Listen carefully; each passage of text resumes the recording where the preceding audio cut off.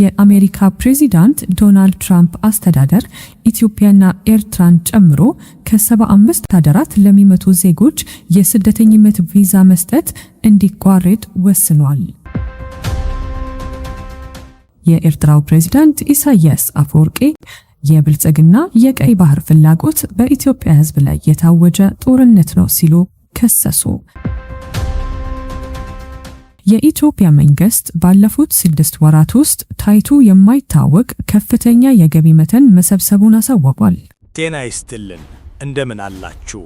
የኢትዮ ፐልስ ቤተሰቦች እንዲሁም ለዚህ ቻናል አዲስ የሆናችሁ ተመልካቾቻችን በያላችሁበት ሰላምታችን ይድረሳችሁ እያልን ቻናላችንን ሰብስክራይብ በማድረግ ቤተሰብ እንድትሆኑ በትህትና እንጋብዛችኋለን። አሁን ቀጥታ ወደ ዝርዝር መረጃዎቹ እናልፋለን። የአሜሪካ ፕሬዚዳንት ዶናልድ ትራምፕ አስተዳደር ኢትዮጵያና ኤርትራን ጨምሮ ከ75 ሀገራት ለሚመጡ ዜጎች የስደተኝነት ቪዛ መስጠት እንዲቋረጥ ወስኗል። ከሚቀጥለው ሳምንት ረቡዕ ጀምሮ ተግባራዊ የሚሆነው ይህ ውሳኔ በአሜሪካ የስደተኝነት ታሪክ ታይቶ የማይታወቅ ጥብቅ እገዳ መሆኑ ተገልጿል። የአሜሪካ የውጭ ጉዳይ መስሪያ ቤት ባወጣው መግለጫ ውሳኔው የተላለፈው በመንግስት ድጋፍ የሚኖሩ ስደተኞችን ቁጥር ለመቀነስ ነው። ከአሜሪካ ሕዝብ ሀብት የሚቀንሱ ሰዎች ስርዓቱ ላይ የሚፈጽሙትን ብዝበዛ ማስቆም እንፈልጋለን ብለዋል መስሪያ ቤቱ። ውሳኔው የመንግስት ድጋፍና ጥቅሞችን የሚወስዱ የውጭ አገር ዜጎች እንዳይገቡ ለመከላከል አሰራሩ ዳግም እስከሚገመገም ድረስ ለጊዜው የጸና ይሆናል ተብሏል። እገዳው ከተጣለባቸው 75 ሀገራት መካከል ኢትዮጵያ፣ ኤርትራ፣ ሶማሊያ፣ ሱዳን እና ደቡብ ሱዳን ይገኙበታል።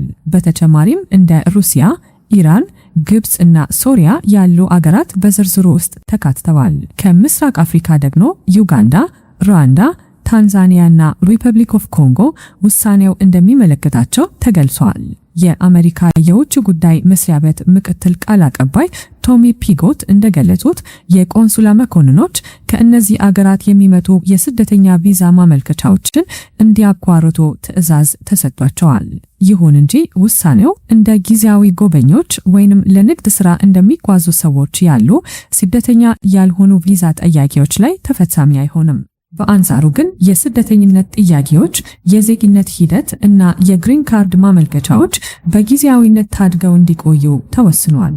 የትራምፕ አስተዳደር ባለፈው ታህሳስ ወር ላይ በአሜሪካ ለሚገኙ ኢትዮጵያውያን ተሰጥቶ የነበረውን ጊዜያዊ የሕግ ከለላ ወይም ቲፒኤስ ማለፉ ይታወሳል። ይህም በመቶ ሺዎች የሚቆጠሩ ኢትዮጵያውያን በ60 ቀናት ውስጥ አገሪቱን ለቀው እንዲወጡ ያስገድዳል። ውሳኔው በብሔራዊ ደህንነት ስጋት ላይ የተመሰረተ መሆኑን የጠቀሰው አስተዳደሩ በተለይ ከአፍጋኒስታንና ከሌሎች ሀገራት የሚመጡ ስደተኞች ላይ ጥብቅ ክትትል እያደረገ ይገኛል። ታውጁ ዘሎ ኹናት ላይ በሐቅ ዘገርም ነገር ትገርም ንኹም ዘገርም ነገር ሰሚዕና እንፈልጥ ርኢና ብዙሕ ነገርሞ ስርዓታት ኣብ ኢትዮጵያ ዝመፁ ነበሩ ኩናታት እውጁ ነይሮም ከምዚ ተሰሚዑ ዝፈልጥ ነገር አይኮነም። የኤርትራው ፕሬዚዳንት ኢሳያስ አፈወርቂ የብልጽግና የቀይ ባህር ፍላጎት በኢትዮጵያ ሕዝብ ላይ የታወጀ ጦርነት ነው ሲሉ ከሰሱ። ሰኞ ጥር 4 ቀን 2018 ዓመተ ምህረት ከአገራቸው ብሔራዊ ቴሌቪዥን ጋር ቆይታ ያደረጉት ፕሬዝዳንቱ የኢትዮጵያን የባህር በር ፍላጎትና ዲፕሎማሲያዊ እንቅስቃሴ አጣጥለውታል። ፕሬዝዳንት ኢሳያስ በቃለ ምልልሳቸው ኢትዮጵያ ቀይ ባህርን ለማግኘት የምታደርገው እንቅስቃሴ የሌሎች ሀገራት አጀንዳ መሆኑን ገልጸዋል። ይህ ጨዋታ የብልጽግና አጀንዳ አይደለም፣ ገንዘብ እየሰጡ እየደገፉት ያሉት ሌሎች ናቸው ሲሉ ተናግረዋል። አክለውም ለጦርነት ዝግጅት የሚሆኑ ሰው አልባ አውሮፕላኖች ወይም ድሮኖችና ሌሎች የጦር መሳሪያዎች ወደ ኢትዮጵያ በብዛት እየገቡ መሆናቸውን የጠቆሙት ፕሬዝዳንቱ ጦርነት ከተከፈተብን ግን ማንም መብታችንን እንዲያስጠብቅ አንጠየቅም ሲሉ ጠንከር ያለ ማስጠንቀቂያ አስተላልፈዋል።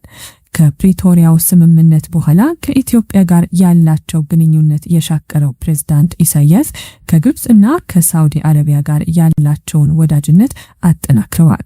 በአፍሪካ ቀንድ ለሚታዩ ችግሮች ዋነኛው መነሻ የውጭ ጣልቃ ገብነት መሆኑን የጠቀሱት ፕሬዝዳንቱ ግብጽና ሳዑዲ አረቢያ በቀጠናው ደህንነት ላይ ያላቸው ሚና የጎላ መሆን አለበት ብለዋል። ይህም በህዳሴ ገደብ ምክንያት ከኢትዮጵያ ጋር ለምትወዛገበው ግብጽ ግልጽ ድጋፍ መስጠት መሆኑ ተገልጿል። በተለይ ፕሬዚዳንት አብደል ፈታህ አልሲሲ ወደ አስመራ በማቅናት ሶማሊያን የጨመረ የኢትዮጵያ ተቀናቃኝ ትብብር መመስረታቸው ይታወሳል። ስለ ሱዳን የእርስ በርስ ጦርነት ማብራሪያ የሰጡት ፕሬዚዳንቱ ጦርነቱ ሱዳንን በመቆጣጠር በቀጠናው አገራት ላይ ጫና ለማሳደር የተባበሩት አረብ ኤሚሬቶች የምታካሂደው የውክልና ጦርነት ነው ሲሉ ተናግረዋል። የሱዳን መደበኛ ጦር ሊመሰገን እና ሊደግፍ እንደሚገባውም ገልጸዋል። ፕሬዚዳንቱ በሁለት ወራት ውስጥ ወደ ካይሮ፣ ሪያድና ፖርት ሱዳን ያደረጉት ጉብኝት ኢትዮጵያን ለማግለል የታለመ መሆኑን ፖለቲካዊ ተንታኞች እየገለጹ ይገኛሉ። በኢትዮጵያና በኤርትራ መካከል ያለው ግንኙነት እያሽቆለቆለ በመጣበት በዚህ ወቅት የፕሬዚዳንት ኢሳያስ ንግግር በቀጠናው ላይ የጦርነት ስጋት እንዲያይል አድርጎታል።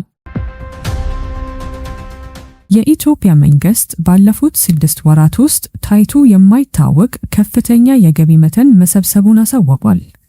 ከ704 ቢሊዮን ብር በላይ የተሰበሰበው ይህ ገቢ ሀገራዊ ስኬት ተባለ እንጂ የምጣኔ ሀብት ባለሙያዎችና ታክስ ከፋዮች ግን ሮሮ እያሰሙ ይገኛሉ።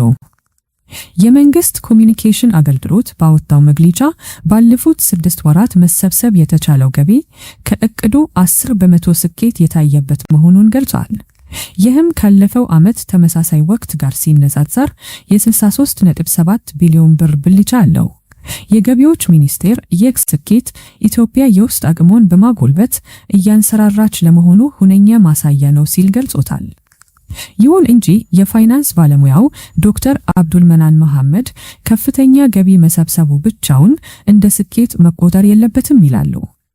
መንግስት የማክሮ ኢኮኖሚ ማሻሻያውን ተከትሎ የገንዘብ ጉድለቱን ለመሙላት አዳዲስ የግብር አይነቶችን በመፍጠር አስመራሪ በሚባል ደረጃ ገንዘብ እየሰበሰበ መሆኑን የጠቆሙት ባለሙያው ይህም ነጋዴውን ከገበያ ሊያስወጣ ይችላል ሲሉ አስጠንቅቀዋል።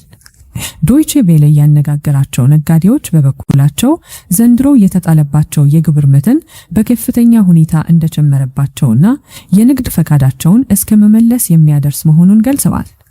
ይህም በሀገሪቱ የሥራ ዕድል ፈጠራ ላይ አሉታዊ ተጽዕኖ ያሳድር እንደሚችል ስጋት ተፈጥሯል። ለዛሬ ያዘጋጀንላችሁ መረጃዎች እነዚህ ነበሩ። እንዲህ ያሉ ወቅታዊና ሚዛናዊ መረጃዎች በፍጥነት እንዲደርሷችሁ ቻናላችንን ላይክና ሰብስክራይብ በማድረግ የኢትዮ ፐልስ ቤተሰብ ይሁኑ። መረጃው ለሌሎችም እንዲደርስ ሼር ማድረጋችሁን አትዘንጉ። የደውል ምልክቷን በመጫንም ዘውትር ቀዳሚ ይሁኑ። አብራችሁን ስለነበራችሁ ከልብ እናመሰግናለን። ሰላም ለሀገራችን፣ ሰላም ለሁላችሁ። ቻው።